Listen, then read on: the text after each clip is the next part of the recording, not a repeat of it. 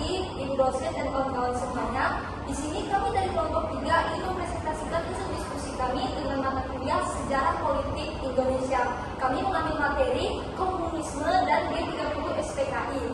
Jadi sebelum kami mempresentasikan hasil diskusi kami akan memperkenalkan diri masing-masing.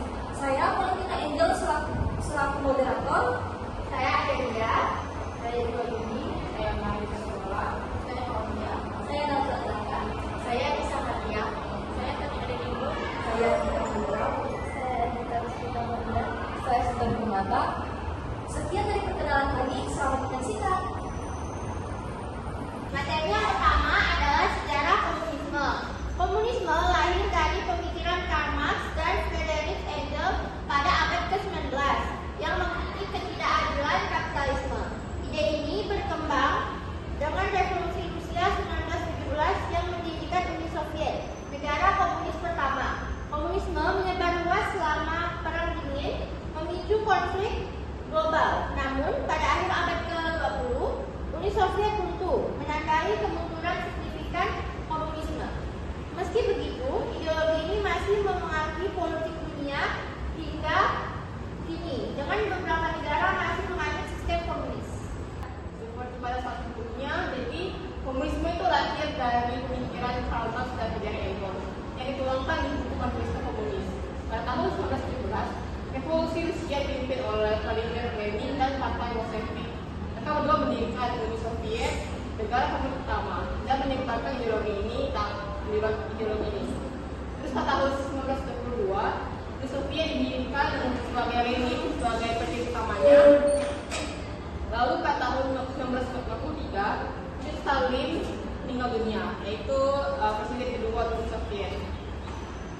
Setelah itu dia digantikan oleh Nikita Khrushchev. Lalu kemudian pada tahun 1991, Uni Soviet runtuh dikarenakan kondisi ekonomi yang memburuk dan juga komunisme diakhiri di Rusia. Beberapa negara masih menganut komunisme namun dengan modifikasi. Tujuan komunisme. Tujuan utama komunisme adalah menghapuskan kelas sosial dan menciptakan masyarakat yang egaliter. Komunisme juga bertujuan untuk menghapuskan kepemilikan pribadi dan menciptakan sistem ekonomi yang berbasis pada pendidikan bersama. Tujuan akhir komunisme adalah menciptakan masyarakat yang adil dan setara bagi semua orang. Selanjutnya adalah latar belakang komunisme. Komunisme muncul sebagai respons terhadap krisis ekonomi dan kesenjangan sosial yang terjadi di Eropa pada abad ke-19. Komunisme dipengaruhi oleh ideologi sosialis yang menekankan pentingnya kesetaraan dan keadilan sosial. Disinilah kondisi sosial ekonomi masyarakat Indonesia tertindas oleh sistem kolonial dan kapitalis dan adanya ketegangan perang dingin antara blok barat dan blok timur. Tokoh-tokoh seperti Karl Marx, Friedrich Engels, dan Vladimir Lenin memainkan peran penting dalam komunisme. Dari terjadinya komunisme tersebut terdapat juga dampak dari nilai yang dapat kita pelajari di dalamnya. Yang pertama itu ada dampak positif, di mana dampak positifnya yaitu perhatian terhadap ketidaksetaraan dan semangat perlawanan terhadap kapitalisme. Yang kedua itu ada dampak negatif, yaitu otoritarianisme dan pelanggaran HAM. Ada juga ekonomi terpusat yang tidak efisien seperti di Soviet dan Kuba. Dan yang terakhir ada konflik dan perang dingin, yakni konflik ideologi antara Uni Soviet dan Amerika Serikat. Selanjutnya ada nilai yang dapat kita pelajari di dalamnya, yaitu komunisme menunjukkan bahwa kebebasan individu sangat penting dan tidak dapat dikorbankan untuk mencapai tujuan ideologi. Komunisme juga menunjukkan bahaya totalitarianisme, di mana pemerintah memiliki kendali penuh atas kehidupan warga negara. Komunisme menunjukkan bahwa demokrasi sangat penting untuk mencapai keadilan sosial dan kebebasan individu. Di sini saya akan membahas sejarah G30 SPKI. Gerakan 30 September atau G30 SPKI adalah peristiwa kudeta yang terjadi pada 30 September sampai 1 Oktober 1965, di mana 6 jenderal TNI AD atau Angkatan Darat dibunuh oleh kelompok yang menamakan diri Gerakan 30 SPKI. Peristiwa ini dipicu oleh ketegangan politik antara TNI AD PKI dan Presiden Soekarno. Mayor Jenderal Soeharto segera mengambil alih kendali dan menumpas gerakan ini, yang kemudian diikuti dengan pembersihan besar-besaran terhadap PKI dan simpatisannya.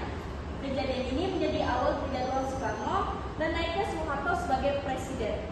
Hingga kini, sejarah G30 SKI menjadi perdebatan dengan berbagai teori tentang dalam di balik peristiwa tersebut.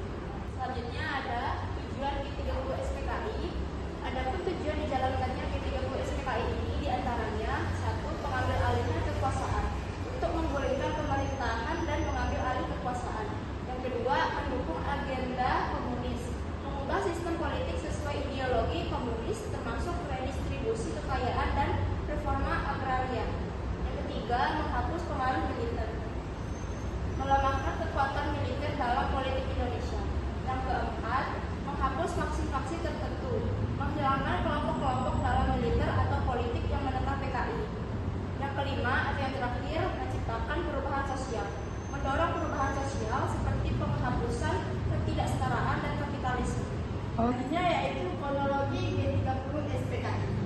Pada malam 30 September hingga dini hari 1 Oktober 1965, kelompok gerakan 30 September menculik dan membunuh 6 jenderal serta 1 perwira TNI AD, lalu membuang jenazah mereka ke sumur lubang buaya.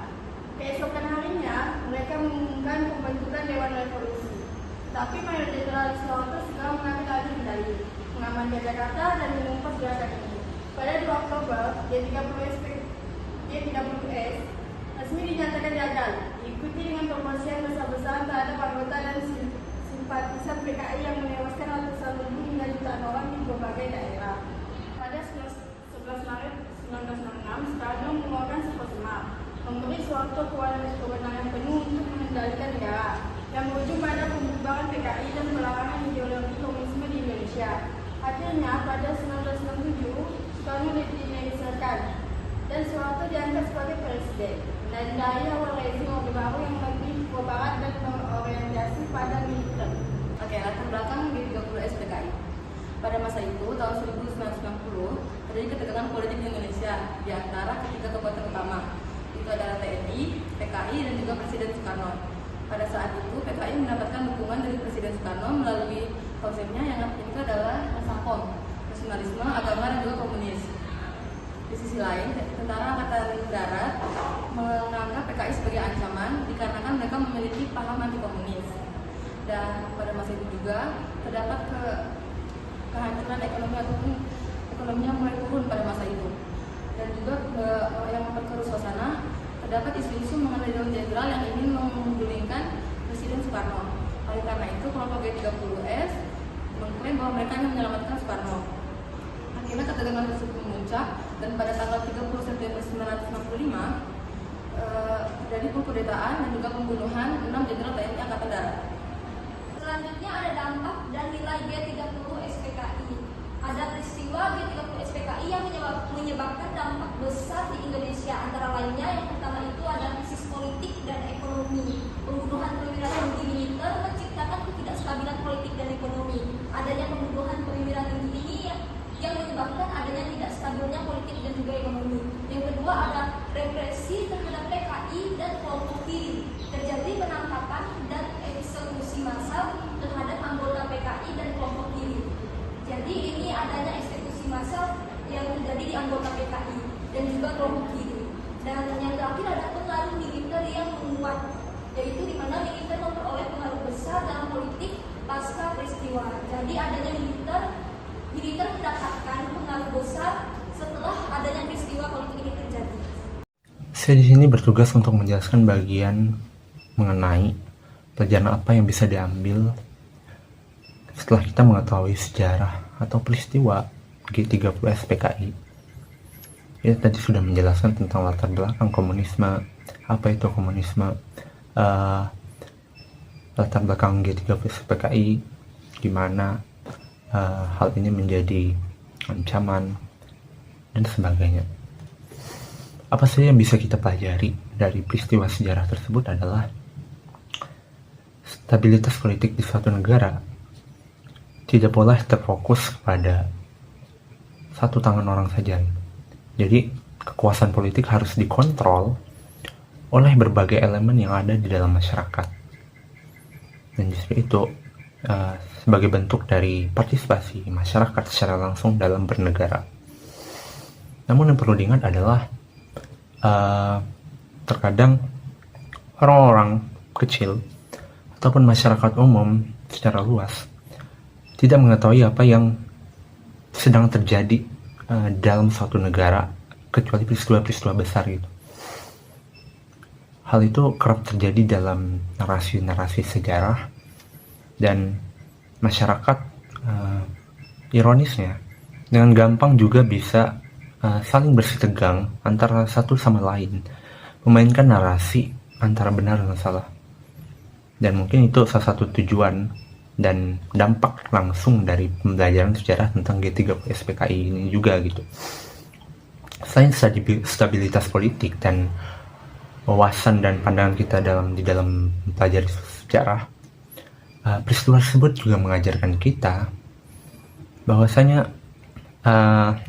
bentuk dari dogmatisme atau ideologisasi yang berlebihan mengaburkan ataupun memburamkan pandangan atau perspektif seseorang terhadap realitas ataupun fenomena yang sedang terjadi. Itu meruntuhkan nilai-nilai moral ataupun nilai-nilai dasar yang seharusnya dimiliki oleh manusia. Yang dimana di peristiwa tersebut, seperti yang kita ketahui, dalam narasi sejarah para jenderal itu dibunuh, tapi setelah peristiwa G30 itu, pemerintah juga menggunakan tangan besinya untuk membantai seluruh simpatisan yang berkaitan erat dengan ideologi komunis. Dan beberapa data yang pernah saya baca, orang-orang yang dibunuh pada saat itu hampir mencapai 300.000 masyarakat. Dan justru itu kita mempelajari sejarah untuk menghindari peristiwa yang sama, untuk agar tidak terulang kembali.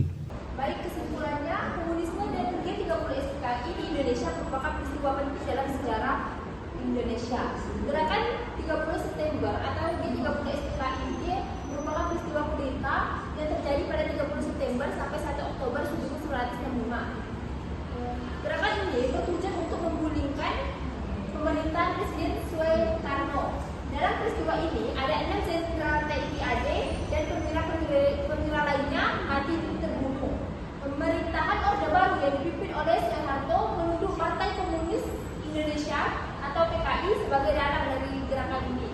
Akibatnya terjadi pembersihan besar-besaran terhadap anggota dan simpatisan PKI yang menyebabkan ratusan ribu hingga jutaan orang menjadi korban. Peristiwa ini menjadi titik balik dalam sejarah Indonesia, mengakhiri era demokrasi terpimpin dan membuka jalan bagi Orde Baru di bawah kepemimpinan Soeharto. Sekian dari hasil presentasi kami. Mohon maaf bila ada perkataan ataupun slide poin-poin kami yang ada kesalahannya. Jadi jika teman-teman ingin bertanya, kami membuka ruang di kolom komentar untuk teman-teman bisa bertanya. Maksimal 3 orang penanya akan kami jawab di kolom komentar juga. Jadi kami ucapkan terima kasih.